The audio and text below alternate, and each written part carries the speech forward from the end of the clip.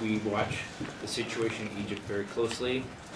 Canada is very interested in Egypt and very hopeful for a bright and democratic future and peaceful future for all the people of Egypt. I'd like to introduce the Honourable Chris Alexander, who's sitting here beside me, who, as you all know, is the Canada's Minister of Citizenship and Immigration, and he would like to say a few introductory remarks. Thank you, Bob, and salam and welcome to all of you. Great to have you here. We are, as a government, extremely proud of your community, of everything that you have done. When we look at the situation in Egypt and across the Middle East, obviously it is sobering and indeed worrying. A much larger picture, obviously, events in Egypt, throughout the Middle East and around the world that is that leaves us in a state of consternation most days. I spent, as some of you may know, 6 years in Afghanistan. I know the progress that was made there, but I also know the unfinished business, especially across the border in Pakistan, where these terrorist groups continue to thrive and go and not face accountability of any kind for, except the occasional drone attack, which is a dreadful kind of accountability for the awful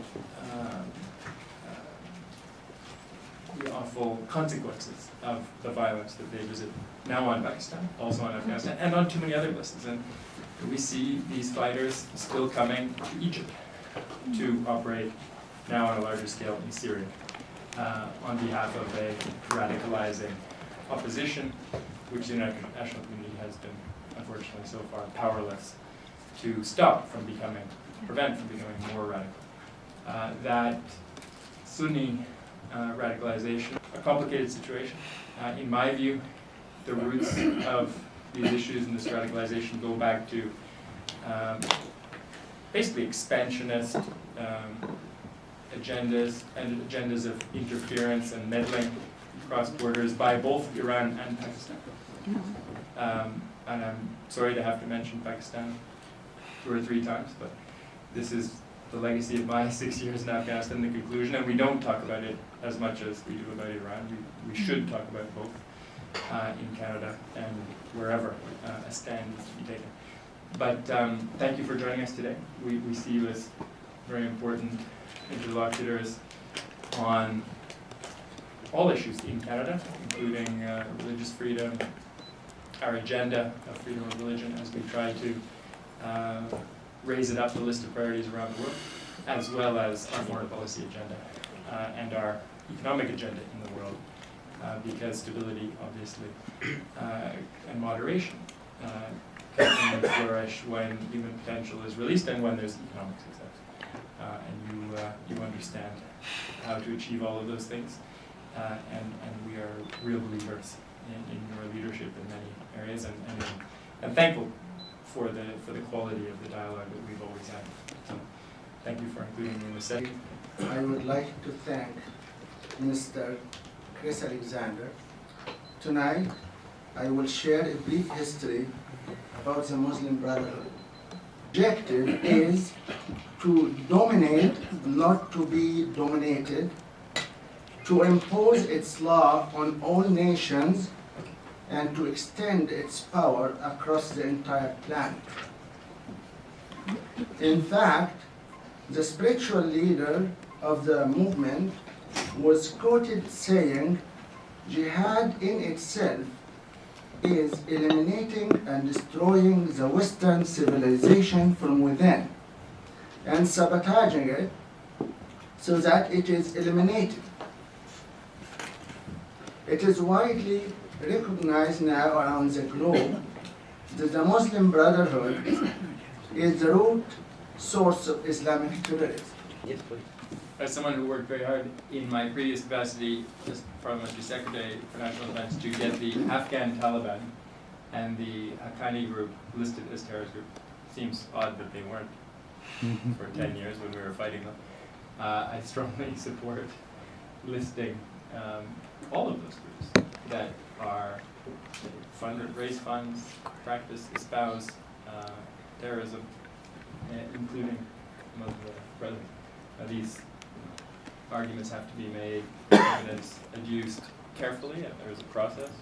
It doesn't involve just a few of us, it involves many hands, but it's the right thing to do, and we can lead in these small but powerful ways other, even larger countries to do the right thing eventually.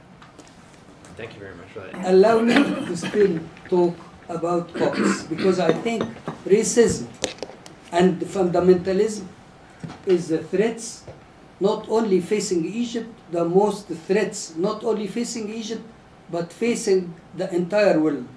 And if we don't stand for them, we may lose our inherited civilization, humanity.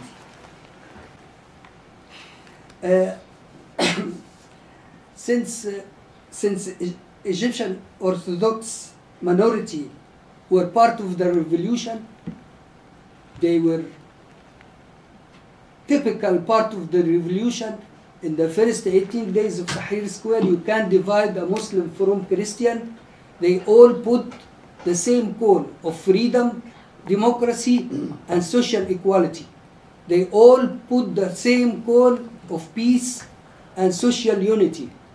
You mentioned the Canadian government support for the building of democratic institutions in Egypt, and I think that's a very interesting suggestion. As you know, one of the mandates of the International Development Agency is to support and foster democracies. And then Canada sent a delegation to observe the Libyan elections, so we can maybe do something very similar. Maybe David knows something about that. I'm not aware of exactly how that worked or how many people went. 12. 12. Okay, so it's Including fairly, 2 parliamentarians. okay, so that's fairly modest, and we certainly do that in Ukraine, for example, over 500, so it's much larger. But you know, certainly we want to see international election monitoring by the United Nations, by the OSCE, which Egypt is a member of, and perhaps other organizations that do this. I think Canada always supplies election monitors to OSCE operations when they do election monitoring around the world. Good evening. My name is Nabi Abdel Malik. I'm a retired scientist from the NRC, National Research Council of Canada. I'm going to talk about the Constitution and how little Christians and women are represented in the Parliament and in decision-making positions. In fact, I'm going to quantify what our friend Mohammed Go has said. We want a new constitution. The constitution has to contain clear clauses confirming the equality among all people regardless of their sex, religion, color, or origin. There has to be quotas. Thank you, Mr. Deckard, and I do want to bring greetings on behalf of Minister Baird, who is aware of the meeting tonight and is fully supportive of the many initiatives that Mr. Deckard has taken to support your community. We've heard a number of things tonight. I think it's important for those of us who have the fortune to live in this country to realize the privileges that we have and the opportunity and the responsibility that we also have to help out those who are not in the same situation that we are. And we have watched closely the situation in your country, and I just want to express that, you know, the deep feelings that we have, the deep concern that we have when people don't have the kinds of freedoms that we take for granted, and the wish that we could bring that hope and light that you just talked about to your people as well. And so Mr. Baird is very aware of these issues, very committed to. Thank you for your hospitality tonight, and we certainly look forward to working with you in the future. Mr. David, may I have a request before you go? I just have 2-3 statements, not speech. I just have a request, an ask I would like to conduct to Mr. Baird. Muslim Brotherhood is a terrorist organization. The political win was just an attempt to deceive the international eye. We hope that the government of Canada can differentiate between political violence and outright terrorism. Of course, no legitimate political party can bomb, kill, and proudly claim the responsibility for killing innocent people. The government of Canada cannot afford to sow the seeds of extremism through apathy and indifference. In the name of protecting Canadians, it is imperative that the government of Canada add Muslim Brotherhood to the list of the known terrorist organizations. Can you promise us that? I cannot promise you that, but what I can promise you is that I can take that message to the minister.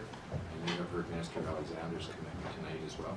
And so I, as Parliamentary Secretary, don't have the authority to promise those kinds of things, but I can promise that I will take that message forward and relay that to the minister. Can at least promise to try? I can promise to try. Thank you. My heart, I speak to you as a woman in a secular society. I'm very proud to see the mutual respect between a man and a woman in Canada. I hope to get your support, to get the women in Egypt to enjoy the same respect and equality I enjoy in Canada. And call it information about cases of discrimination against women. We'd like to hear about it. Strong case of to warrant certain requests, and these requests are made on behalf of the Egyptian Canadians and the Coptic community. Number one, listing the Muslim Brotherhood as a terrorist organization. I also would like to attract your attention, sir, that jihadist extremists currently fighting in Egypt and in Syria and other places will pose significant security threat and risk upon their return to their countries. Unfortunately, some of them will be returning to camp. I hope the Canadian government is prepared to deal with this threat. Our second request that the government of Canada augment and increases its annual Canadian aid to Egypt significantly and direct this increase specifically towards health and education issues. Our third request is for the Canadian government to urge and encourage its Egyptian counterpart to establish a new Egypt where civil liberties, human rights, freedom of religions, and equal rights for minorities are values to be adhered to. We are proud that Canada is a role model country of these values. Our fourth and last request, we recommend that our Canadian government issue a statement of support for Egypt in its war on terrorism of the Muslim Brotherhood. All your information, all this is you can make it, we'll put it together in a report. Yeah, absolutely. Because the whole committee. Oh, I know. I understand. Well, you know what, you heard Minister Alexander